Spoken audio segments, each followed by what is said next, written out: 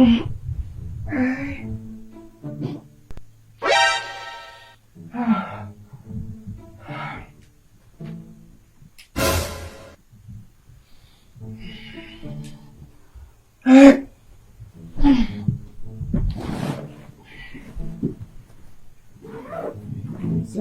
Peleya, oh Mela, you got your baptism card.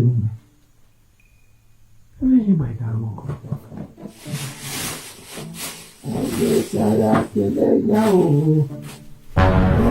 It's over one or serious. Didn't you eat in the evening? The intestine is empty. I've been having stomach problem. And besides, we have fasting and prayer tomorrow. So I'll start by 6 a.m. So I need to fill my stomach. From weekend covered, all 6 to 6. Please, allow me to enjoy myself. I got an able. So, me that want to sleep now, I want to rest, I should not sleep and rest. Why did you put on the light? If you want to rest peacefully, at least that is when you are living alone. You can't be sharing rent. And you want to rest. The only rest you have here is rest in peace. Yes! But for rest, we gotta walk. Christopher, didn't mean here, man. It's more time, man. You see this thing, I can't in there with it. I can't in there with it. I don't like it too. I don't like it. I want to make you care bit. You that you not allow me to sleep in the night. Come here now. You walk by that. Oh, think there. Okay. Never. By walk to here.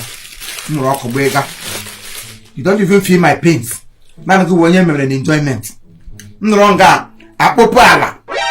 Urempona lama popala. Get longer than Takataka Nishi. I should keep quiet. It's not good. If you want to eat, join me. Eat bread. You think so? They're wise. Dubai. You must say what he got you man. You're my brother. You are this behavior I bring it up. I don't like it. No. Please, abhor me for this night. Because I should abhor you. So that I know. Because before I because allow me eat the fruit of my. So you can beg like this. So in the history of our family, this kind of beg they your body. Don't worry, I know your high. Oh my God! No problem. I should That is all. You be mumu. How many times would they tell you, mumu man?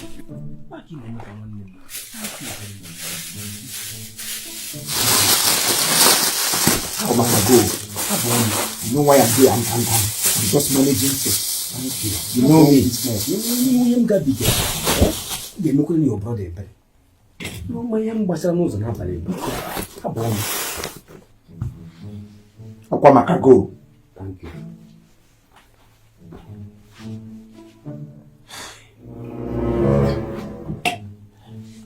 Oh my God!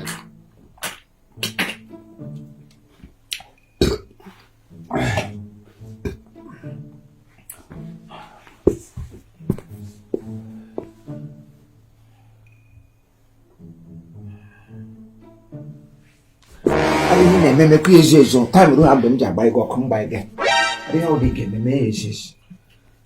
What's that?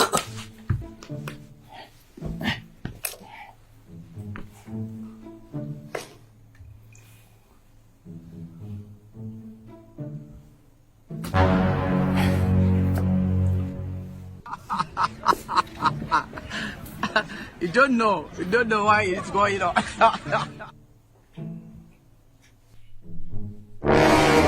Hey.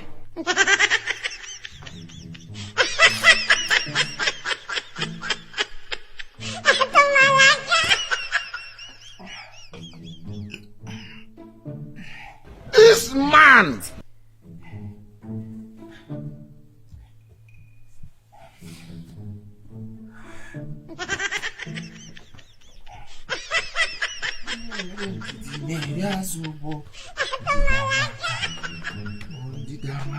That remember Nepapi? Mom dropped Nepapi before you that now. So This woman forgets say you don't pay. Huh?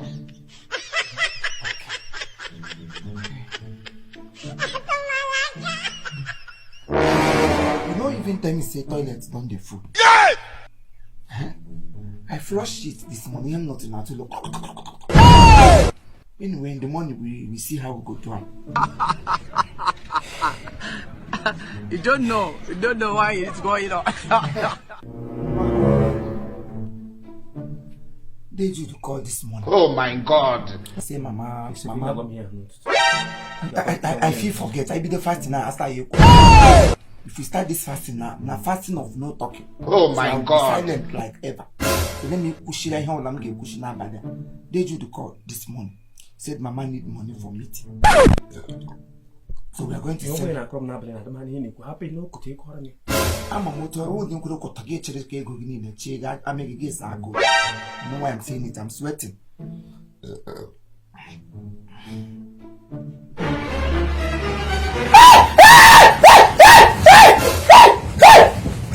Very stupid. Very stupid.